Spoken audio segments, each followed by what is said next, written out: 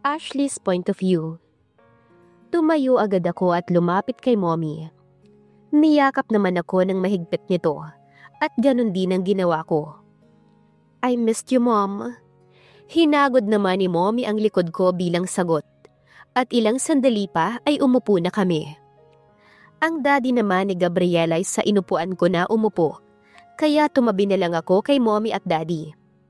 So, the half of my investment was already in this company. I will only give the half of it when you, Gabrielle, and Ashley settle down, Daddy said with a deep voice. Gabrielle gave me a quick look. Me and the board members agreed to schedule your wedding as soon as possible. That's why you're here, Gabrielle and Ashley. Napahawak naman ako ng mahigpit kay Mommy. Tumingin sandali sa akin si Mommy at alam kong ayaw niya sa nangyayari. Makalipas ang ilang sandali ay nagsalita si Mommy. Hindi ba pwedeng bigyan muna natin ng konti pang panahon ng mga bata? Hindi biro ang magpakasal at sa palagay ko ay hayaan muna natin na maging handa silang dalawa. Agad na sumagot si Daddy. Andrea, sweetheart, hindi na pwede yung gusto mo. 1 buwan ang nakatira sa poder ni Gabriel itong anak natin. At hindi naman ako papayag na tumagal pa ang ganong setup. Halos 1 oras din bago natapos ang diskusyon para sa araw ng kasal namin. Si Gabriel kasi halatang ayaw sa naging desisyon ni Daddy. Kaya lahat ng binibigay na araw ni Daddy ay may dahilan siya. Wala ring nagawa si Mommy dahil hindi naman nakikinig si Daddy sa kanya. Nakikinig lang ako sa kanila sa buong meeting. Dahil ayokong may magalit sa kahit na sino sa kanila, kaya pinili ko na lang na hindi kumibo. Kahit natutol din ako. Salubong ang noo ni Gabriel nang matapos ang meeting. Hindi na ako nagpaalam sa kanya nang ayain ako ni Mommy na magmadali kami dahil baka masigawan niya pa ako. At ayokong makita ng mga naroon ang ugali niyang yun. Tanggap ko pa kung sa mansyon niya ako sisigawan. Huwag lang sa harap ng ibang tao. Mabuti nga at hindi nagalit si Daddy sa mga binabato ni Gabriel na sagot kanina. Dahil kapag ako ang gumawa nun kay Daddy, ay baka kung ano pang magawa niya sa akin. Si Daddy naman ay dumiretso sa opisina ng Daddy ni Gabriel para may maiba sa pinag-usapan. Hindi pa kasi tuluyang binibitiwan ni Tito ang company, though si Gabriel na ang CEO ng kumpanya. Siguro ay para may guidance pa rin si Gabriel dahil wala pang 1 buwan ang binata sa company. Siguradong naninibago pa siya. Naglilibang kami ni Mommy maghapon pagkarating namin sa mall. Yun kasi ang gawain namin kahit noon pa man. Bonding na namin ang shopping at pagpapasalon kaya pagkatapos naming mamili ay dumiretso kami sa isang salon. Dito lang din sa loob ng mall. Katuwiran ni Mommy ay napagod siya sa kakalibot sa mall, kaya nagpa-body massage siya. Ako naman ay nagpakulay na lang ng kulay pula sa buhok ko, para mabago naman ang ayos ko. Ay, kabog ang beauty ni Momshi. Ang puti kasi ng skin mo kaya bumagay sa'yo. Papuri sa akin ni Denise na isang Becky, habang binublower niya ang kulay pula kong buhok. Lagi kasi kami ni Mommy dito sa salon. Nagpapaayos kaya naman medyo close na kami sa mga staff dito. Nginitian ko lang si Denise pabalik at hindi na nagkomento pa. Ilang sandali pa ay lumabas na rin si Mommy sa massage room at malaki ang ngiti nito sa akin. My daughter is so pretty. Lumapit ito sa akin at hinawakan ng bagong kulay kong buhok. Hindi na rin kami nagtagal sa salon dahil nagugutom naman daw siya. Inasar ko nga na tumatanda na kasi siya, kaya kung ano-ano na ang dinaraing.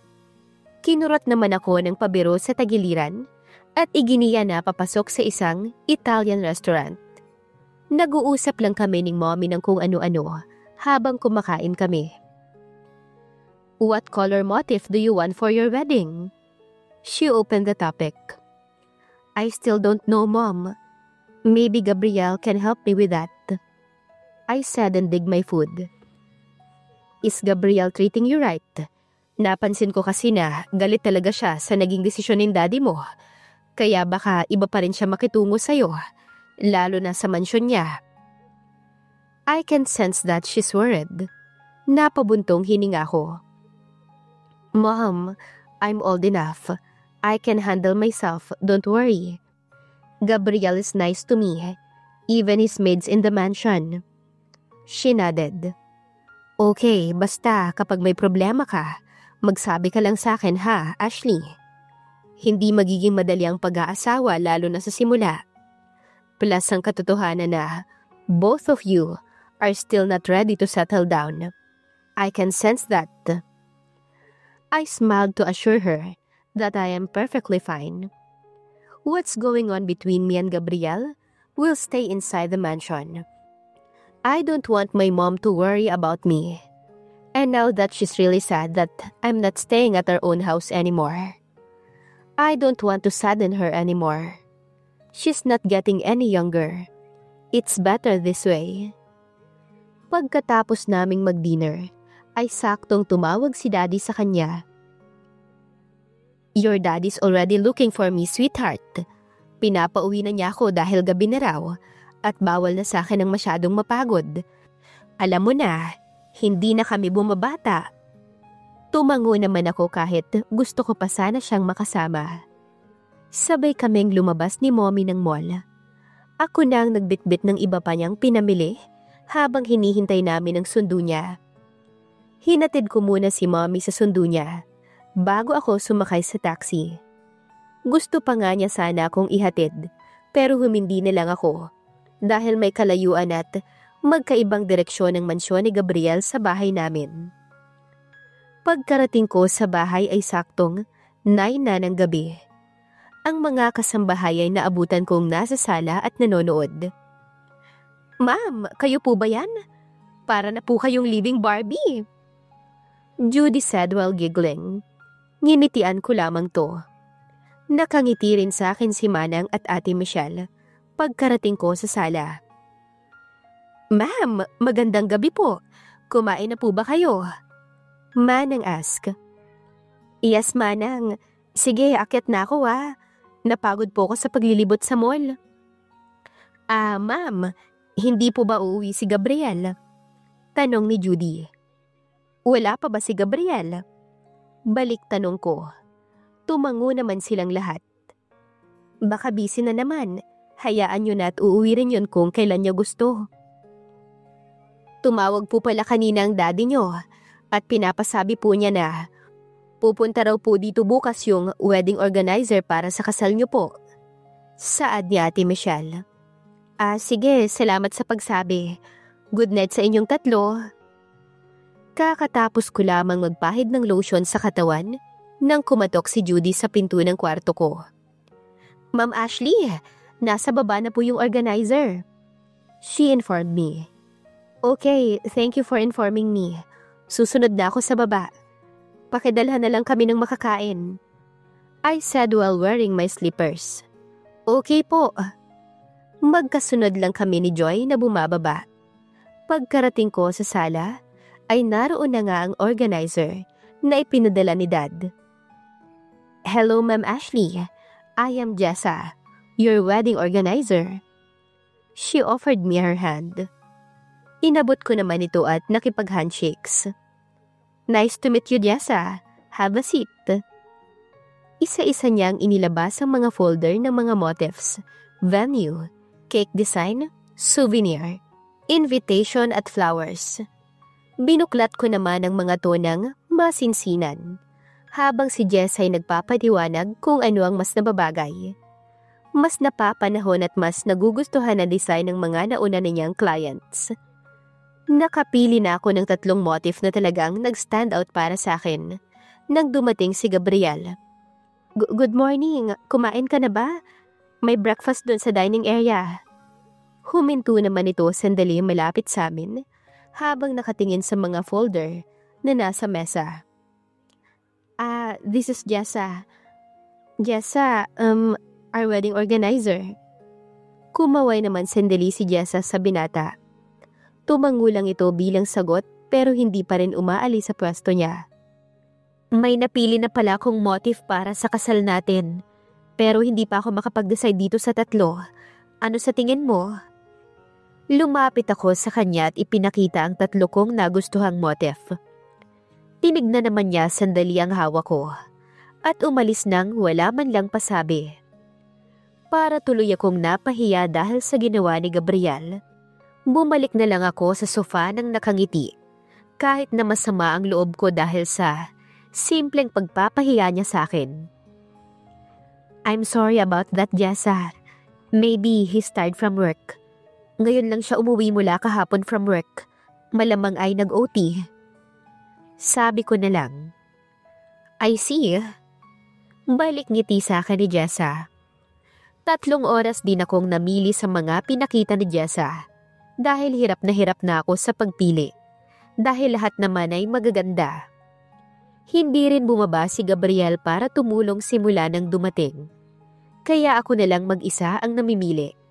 Madalas naman ay tinutulungan ako ni Jessa para hindi ako mahirapan. At kapag dumadaan sila man ng sa sala ay tinatanong ko rin sila para alam ko ang mas gusto nila. Nagligpit na rin si Jessa nang makapili ako ng flowers. Sinabi ko sa kanya na sa susunod na lamang ako pipili ng design ng cake, venue at souvenir. Sinabi ko rin na hindi pa 100% sure ang mga napili ko dahil tatanungin ko pa rin si Gabriel. Ibinigay din niya sa akin ang site ng shop nila para daw mas marami akong mapagpilian at makikita ko rin doon ang mga reviews ng mga naging customers nila. Inaya ko pa nga siya narito na mag-lunch pero tumanggi na siya dahil may isa pa raw siyang client na pupuntahan.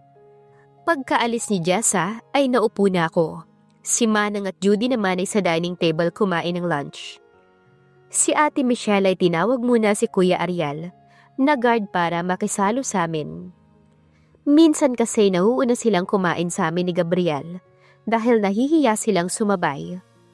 Okay lang naman sa akin na sumabay sila dahil wala naman kaming kasabay kumain ni Gabriel kung kami lang. Judy, pakitawag naman si Gabriel para kumain. Bihira ko na lang utusan si Manang dahil may katandaan na nga ito lalo na pag-aakyat sa hagdan. Agad namang sumunod si Judy. Kakasimula pa lang naming kumain nang bumaba si Judy kasunod si Gabriel. Hindi naman ito umiimik hanggang sa matapos kaming kumain at umakyat kaagad ito sa taas pagkatapos kumain. Hindi na lang namin siya pinansin habang ako'y umakyat na rin para buksan ang site na ibinigay ni Jessa. Napasapo na lamang ako sa bato ko matapos ilista lahat ng imbitado sa kasal namin. 4 na araw na ring sunod-sunod na hindi umuwi si Gabriel, kaya ako lahat ang nag-aasikaso sa kasal. Ang mga bisita niya ay sinend lang sa akin ng sekretary niya na si Jake through email. Nakapili na rin ako ng design ng invitation at dumating na nga kanina ang ilang samples nito. Nakaramdam ako ng uhaw, kaya naisip kong bumaba muna para uminom. Paglabas ko ng kwarto ay nakarinig ako ng ingay mula sa mini movie theater. Agad akong nagtungo ron para malaman kung bakit maingay doon. Siguro ay nanonood sila Manang ng movie at sobrang lakas ng volume. Paglapit ko sa pinto ng movie theater, ay nakabukas ng kaunti ang pinto. Sinilip ko ang nasa loob at doon ko nakita ang 4 na kalalakihan na nagiinuman. Si Gabriel ay isa sa kanila, habang ang 3 ay sa tingin ko, ang mga kaibigan niya na nakita ko na sa engagement party namin. Sila pala ang narinig kong maingay. Hindi malaking screen ng movie theater. Nakapatay naman kasi ang malaking TV at walang kahit anong tugtog na nagmumula ron. Aalis na sana ako para hayaan sila nang hindi ko sinasadyang marinig ang pinag-uusapan nila. I am serious mga pare. Kapag talaga dumating si Cindy sa kasal namin, ay hindi ako papayag na makasal kay Ashley. Magkasakita na, pero hindi ko isusuko si Cindy at ipapakita ko sa kanya na kaya ko siyang ipaglaban. Nakaramdam ako ng hindi maipaliwanag na sakit sa puso ko. Kapag nangyari yun, Siguradong itatakwil ka ng tatay mo at malaki ang chance na mawala sa iyo ang company nyo dahil masisira ang mga tiwala ng investor sa iyo, pare. Babala ng isa nitong kausap. Wala akong pakialam. Wala na nga si Mommy at Rose. Kaya kahit mawala yung company na yan, ayos lang. Basta makasama ko na si Cindy dahil sapat na siya para sa akin. Naghiyawan na naman ang mga nasa loob ng movie theater. Ako naman ay hindi napigilan ang pagtulo ng mga luha ko. Kahit hindi ako makagalaw sa mga narinig ko'y, pinilit ko pa rin makabalik sa kwarto ko dahil baka may makakita sa akin na nakikinig ako sa kanila. Tanggap ko naman na loveless marriage ang mangyayari sa amin. Pero masama bang maghangad na kahit papano ay may care din siya sa akin? Kakatapos ko lamang mag-gardening at heto ko ngayon sa kusina para kumuha ng malamig na tubig. Kararating lang kasi nila Judy galing kay Jessa para kunin ang mga invitation na tapos nang gawin. Si Manang naman ay namili ng groceries kaya ako lang mag-isa kanina sa garden. Pagkatapos kong uminom ng tubig ay papanhik na dapat ako sa kwarto ko nang may kumatok sa pinto. Malapit na ako sa pinto nang unahan ako ni Ate Michelle na magbukas. Bumungad sa amin ang nakangiting si Cindy at napansin kong hindi siya nag-iisa. May kasama siyang lalaki at may bitbit silang pareho na box ng pagkain. "Hello Cindy, tara pasok kayo."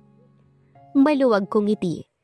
Kahit medyo may sama ako ng loob sa kanya, ay hindi naman niya kasalanan na may gusto sa kanya si Gabriel. Speaking of that guy, hindi nga pala pumasok yun ngayon. Nilapag nila ang mga dalang pagkain at bigla akong nahiya nang makita ang mga dala nila. "Naku, nag-abala pa kayo.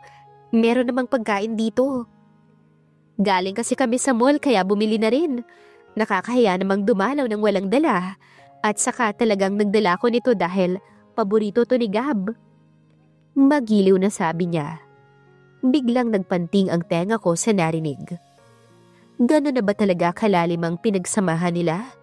At alam na niya ang mga paborito ni Gabriel? No wonder, kaya nahulog ang loob ni Gabriel sa kanya. Sige, tatawagin ko lang si Gabriel sa taas. Hindi naman siya pumasok eh." Nakayukong sabi ko. Kumatok ako ng maraming beses sa pinto ng kwarto ni Gabriel nang makarating ako pero wala man lang sumasagot. Idinikit ko ang tenga ko sa pinto para marinig kung ano ang ginagawa niya sa loob dahil hindi niya ako pinagbubuksan. Pinakikinggan ko ang tunog na nanggagaling sa loob ng kwarto. At nang makita ko siyang lumabas sa library, matalimang tingin ito sa akin nang makita ang ginagawa ko. Ano kaya ang magiging reaksyon ni Gabriel kapag nakita niya ang mga kasama ni Cindy? Abangan sa susunod na kabanata. Please like, share, subscribe for more updates. Maraming salamat po.